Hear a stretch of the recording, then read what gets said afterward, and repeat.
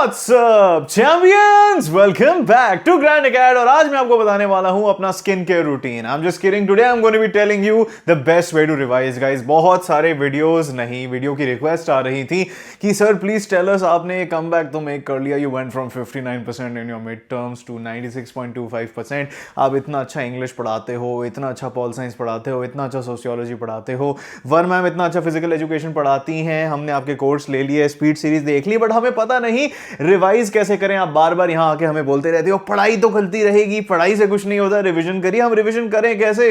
अरे गाइस, किस चीज की टेंशन लेनी है? I am here. अभी के अभी ग्रैंड अकाड को सब्सक्राइब कर दो, क्योंकि इस चैनल पे बहुत ही ज्यादा बेहतरीन क्लास 12 से रिलेटेड वीडियोस आती रहती हैं.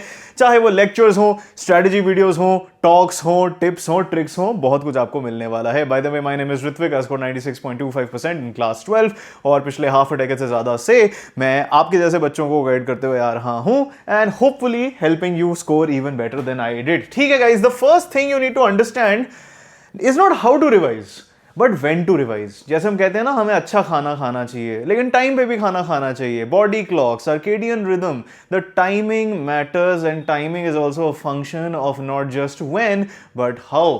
सो when do you need to revise? इसके लिए you need to understand this, you know, for the lack of a better word, concept called spaced repetition. Spaced repetition का क्या मतलब है? Let's understand what revision means. Re का मतलब दोबारा, vision का मतलब to bring it into your vision again. This means कि एक चीज को दोबारा देखना, एक चीज को दोबारा समझना. It is a repetition of studying. तो स्पेस्ड रेपिटेशन का मतलब यही होता है कि हम थोड़े इंटरमिटेंटली रिवाइज करें, थोड़ा गैप दे दे के, थोड़ा सा और गैप दे दे के. अब इसका पर्पस क्या है, इसका मतलब क्या है? You see, let's say you study something once, आपको वो 50% समझ आएगी. यू स्टडी समथिंग ट्वाइस, आपको वो 75% समझ में आ जाएगी. You study something thrice, you know, that's when you'll understand something maybe 90%, 95%. 4 बार करोगे, maybe that goes to a 96. 5 बार करोगे, maybe that goes to a 96.5. 10 बार करोगे, maybe that goes to a 99. You can see कि हर revision के बाद हमारा कुछ ना कुछ गेन हो रहा है. ऑब्वियसली जो अब 95 एंड अबव अगर कोई एम कर रहा है और मास्टरी एम कर रहा है, स्कोर एम कर रहा है, उसके लिए बाद में बहुत सारी रिविजन्स लगती ही लगती हैं. But my point is, revision means repetition and repetition is very important. जब आप जिम में जाते हो, I don't know if anybody has experience, some of you will of course. So अगर आपको बाइसेप्स बनाने हैं अपने, आप बाइसेप कर्ल करते हो 1 2 3 4 5 6 7 8 9, आप फिर एक सेट कर लेते हो, फिर 1 मिनट के लिए वेट करते हो, फिर दोबारा 9 रेप्स का एक सेट करते हो. So spaced repetition is the golden law. When you revise matters just as much as how you revise. इस वीडियो को एंड तक देखते रहना, मैं आपको बताऊंगा कैसे रिविजन करनी है. बट ये समझ लो कि let's say you study the concept of chole bhature. Let's say that is the concept we are studying. Okay, day 0 का मतलब है जिस दिन हमने कॉन्सेप्ट पढ़ा. तो today is day 0 and we have just studied chole bhature. उसी दिन सोने से पहले you should revise this concept one more time.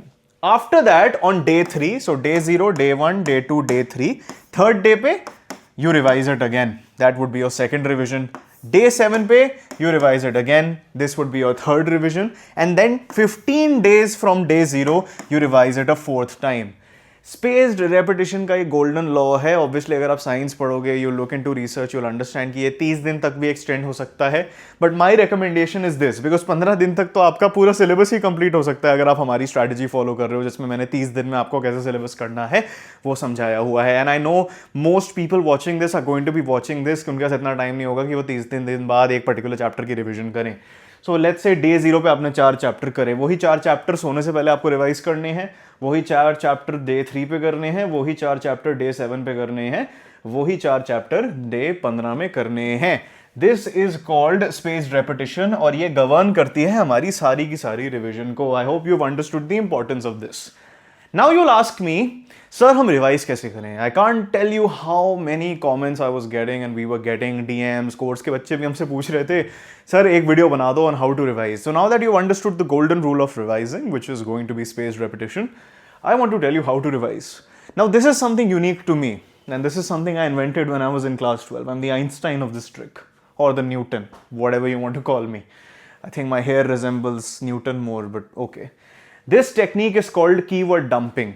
Keyword dumping, no I don't mean what your ex did. Keyword dumping का मतलब क्या होता है कि जब भी आप लेट्स से एक पेज पढ़ रहे हो, let's imagine that this is a page and यहाँ पे लाइंस लिखी हुई हैं। अब हर लाइन में आप एनसीईआरटी में नोटिस करोगे बहुत सारी इररेलेवेंट लाइन होती हैं, बहुत सारी एक्सप्लेनेटरी लाइन होती हैं, बहुत सारे रेफरेंसेज होते हैं जो हमारे एग्जाम के पॉइंट ऑफ व्यू से परव्यू से इंपॉर्टेंट नहीं होते, but you will notice certain keywords while you are studying. So one of the ways that I revise, let's say I've gone through one chapter, मैंने English का कोई chapter कर लिया या फिर मैंने फिजिक्स का कोई चैप्टर कर लिया, पॉल साइंस का कोई चैप्टर कर लिया, if I'm revising and I know what is important within that chapter and I've understood what is important within that chapter, मैं एक unruled A4 size शीट लेता था या फिर मेरा एक डेडिकेटेड रजिस्टर होता था फॉर हर सब्जेक्ट रादर, और उसमें मैं सारे कीवर्ड्स बिना देखे लिखता रहता था।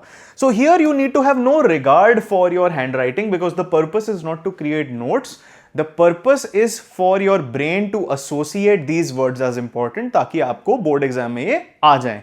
जैसे अगर मैं पॉल साइंस पढ़ रहा हूँ, लिखते लिखते कॉन्स्टिट्यूशनल, डेमोक्रेसी, 15 अगस्त 1947, ये सारी चीज़ें मेरे को बहुत आराम से लिखनी चाहिए without thinking about it. The point of this is not for the keyword dumping to dominate your revision, because first revision जो आपकी इनिशियल होती है, जो आप डे 0 या डे 3 पे कर रहे हो, that's when this is very important. The purpose of that revision would be to make you exam ready, in the sense कि अगर आपसे एग्जाम में क्वेश्चन पूछा जाता है तो आपके पास एनसीईआरटी टाइप नॉलेज रेडी हो और एनसीईआरटी के कीवर्ड्स लिख के आपको नंबर मिल जाए। लेकिन आप हर चीज़ तो रोट लर्न नहीं कर सकते, you're a human being after all, and I know it's sad but we have to write NCERT language somewhere or the other. So how are we going to do that? We are going to use the keyword dumping technique, at least in our initial revisions. This helped me a lot. I don't think anybody else has told you about this. ये मैंने खुद somehow invent कर ली थी। मैंने literally 5-6 register इसी चीज़ों से भर दिए थे and मैंने एक भी कीवर्ड नहीं भूला अपने बोर्ड एग्जाम्स में। तो take that how you will. The second tip I have for you, or the second method that I would like for you to revise, is called active writing. मैंने आपको बहुत बार active recall के बारे में बताया है। Active recall क्या होती है? आपने कोई चीज़ पढ़ ली, अब आपको उसे रिवाइज करनी है। अब क्या बार बार एनसीईआरटी खोल के रिवाइज करते रहोगे? बिकॉज सामने इन्फॉर्मेशन है। एग्जाम में आपको इन्फॉर्मेशन इंटरप्रिटेशन थोड़ी आती है, एग्जाम में आपको इन्फॉर्मेशन रिट्रीवल टेस्ट किया जाता है कि आपका दिमाग उस इन्फॉर्मेशन को रिप्रोड्यूस कर सकता है पेपर पे। That is what an exam is. So ये एक्टिव रिकॉल क्या होती है? आपने आंखें बंद करें, आपने याद करा चैप्टर 3 ऑफ फिजिक्स और आपने सोचा इस चीज में क्या क्या थी। You are basically testing it in your mind. What I like to do is a variation of that called active writing. So इसमें recall तो है, but instead of thinking about it, I am going to write whatever I know. So इसके लिए भी आपको एक separate notebook चाहिए, and you can actually use this in the question answer method, which I'll elaborate upon later. But you can basically revise one chapter. आपने एक बार पढ़ लिया, अब इसको हम actively revision कैसे करें? बस जितना भी चैप्टर याद है from start to finish, and I know कि अगर आपने 1-2 बार एनसीईआरटी पढ़ी, आपको पता है कि चैप्टर का फ्लो क्या है, इंडेक्स क्या है, लिखते रहो। यू विल रियलाइज कि आपने 9, 10, 11, 12, 13, 14, 15, 16, 17 पेजेस ऐसे ही भर दिए हैं। That is the power of active writing, active recall through writing. Now why do I emphasise on writing as oppose to just mentally remembering things? Because the exam is about writing. अगर आप दिमाग में recall कर सकते हो और लिख नहीं सकते तो आपको नंबर नहीं मिलेंगे। So I need you to understand कि अगर आपको कॉन्सेप्ट आता भी है और आप उसे कम्युनिकेट नहीं कर सकते, it's as good as knowing nothing.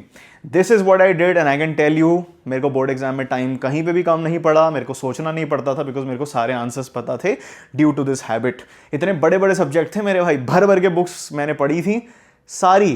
कभी कभी क्या होता था, एक एनसीईआरटी का पेज मैं 50% रिप्रोड्यूस कर पाता था due to this method. I use this at least twice for all of my subjects and you can see where it got me. The third, way of revising I have for you is called question glancing. Question glancing का क्या मतलब है? Let's say आपने 2-3 revision कर ली हैं, you've used the active recall method through writing, you've understood the keyword dumping method. Now you will start to become very comfortable with whatever material you are, revising or studying. Question glancing क्या होती है? Let's say हमने chapter 5 of English कर लिया है, ठीक है? अब हम बार बार स्टोरी तो नहीं पढ़ते रहेंगे, वो अलग बात है। अगर आप grand academy pro max course के मेंबर हो तो आपको बहुत मटेरियल मिलता रहेगा, links in the pin comment and description. Question glancing क्या होती है? मैंने सैम्पल पेपर खोल लिया, ठीक है, या फिर मैंने कोई गाइड बुक खोल ली, या फिर मैंने ग्रैंड अकेडमी के कोर्सेज खोल लिए जिसमें मैंने खुद और मेरे जैसे टीचर्स, वर्मैम जैसे टीचर्स ने खुद ये क्वेश्चंस बनाए हैं, जो आपको पता है उनकी क्वालिटी बहुत हाई होती है। मैंने वो खोले और मैंने इन्हें यूज किया as a way to revise. अब आप बोलोगे सर ग्लैंस मतलब, ग्लैंसिंग का मतलब होता है या ग्लांसिंग का मतलब होता है, how you want to pronounce it, depends on the American और British variation.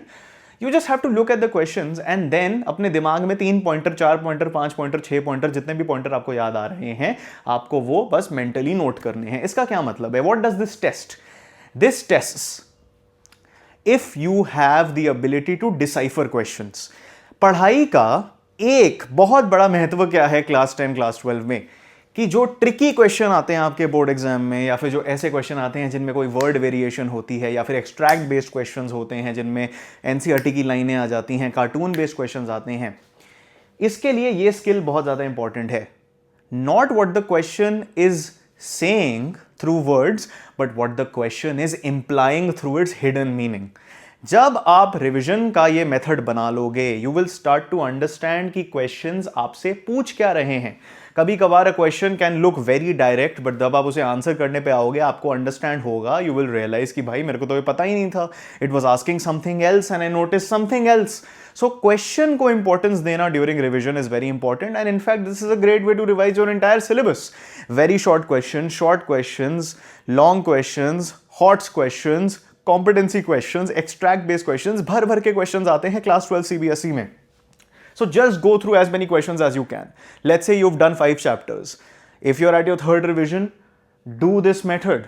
Take this method, apply it. Question glancing का मतलब है आप एक क्वेश्चन बुक को देखो, कोई भी क्वेश्चन डॉक्यूमेंट को सोचो और उसमें सोच लगा के देखिए कि आपको कहां से आंसर करना है और इस क्वेश्चन का मतलब क्या है। In my opinion, in the current context of competency questions, this is going to be the most important way that you will have to revise your syllabus. If you don't do this, there will be scope for regret later because आपको पता है question के level बहुत ज़्यादा बढ़ रहे हैं।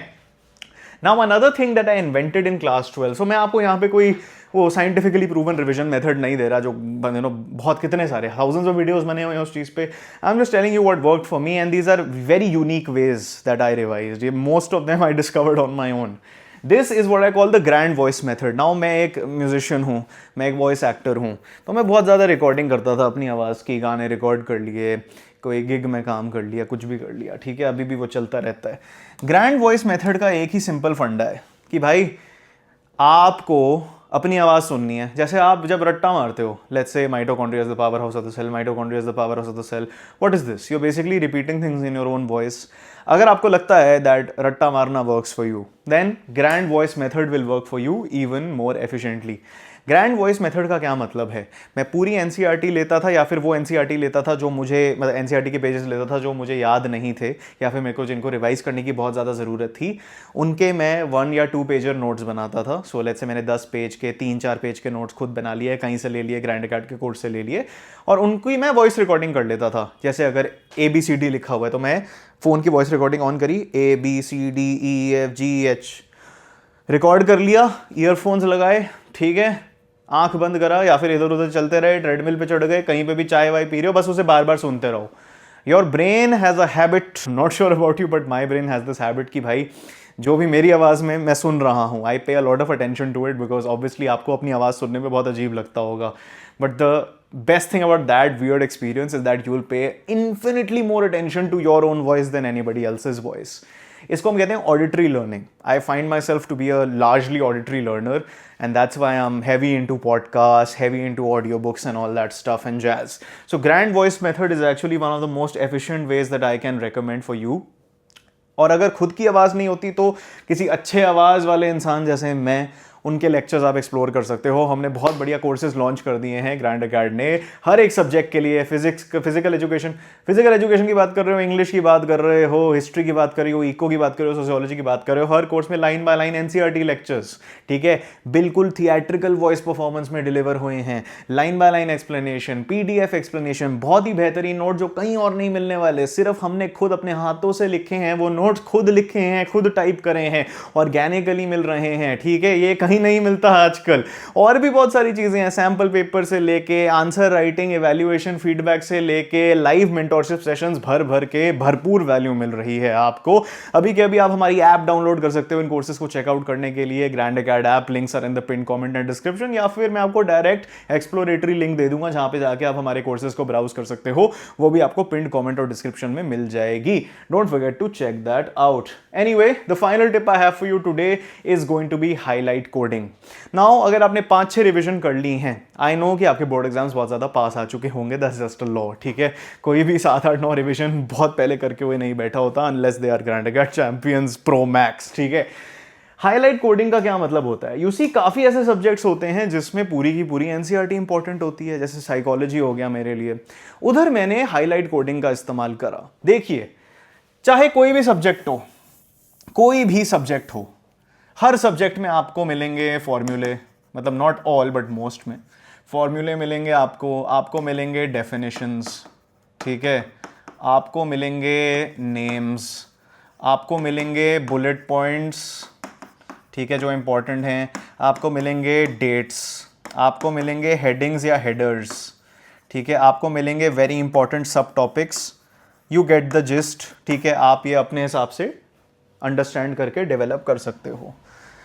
कई लोग कहते हैं आपने पूरी बुक हरी कर दी, मैं कहता हूं पूरी बुक हरी मत करो, पूरी बुक को आप एक रेनबो की तरह ट्रीट करो।